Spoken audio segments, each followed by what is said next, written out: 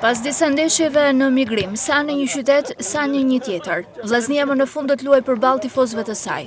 Federata Shqiptare e Futbollit ka dhënë miratimin që ndeshja me Teutën, ditën e mërkurë të luhet në Reshit Rusi. Një lajm shumë pozitiv për Kuqeblut, që në një periudhë shumë të vështirë gjejnë përkrahjen e tifozërisë shkodrane. Në seancën e fundit stërvitore përpara ndeshjes, zëvendës trajneri Ervis Kraja u shpreh bindur se Vllaznia do të marrë një rezultat pozitiv, ndërsa ftoi tifozët që t'i mbështesin. Në të vërtetë lajm i mirë, për vetë faktin se në deri sot se kemi ditë se ku do lozim. Me këtë arsye bëj thirrje edhe tifozëve se na lozim në fushën tonë të lëkurat, të Reshit Rusi. Dhe i bëj thirrje edhe si mos ketë probleme se është një ndeshje provet. Si nëse shkon marrë kjo ndeshje, na gjitha ndeshjet do lozim po në këtë fushë. Po në vërtetë se na kena 2-3 mungesa për këtë ndeshje.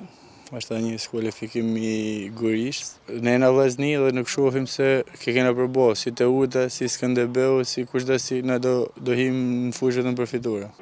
Pas shumë problemeve, duket se ka drejt në fund të tunelit për Vllaznin, ku pas marrjes së rrogave, Kuqeblut do të luajë në qytetin e tyre, përballë tifozërisë, dhe tashmë priten rezultate pozitive. Nëse ndeshja me Teutën zhvillohet brenda të gjitha kritereve të kërkuara nga FSHF dhe pa incidente, atëherë Reshit Rusi do të shndërrohet në shtëpinë e shkodranëve për të gjitha ndeshjet deri në inaugurimin e stadiumit Loro Boriçi.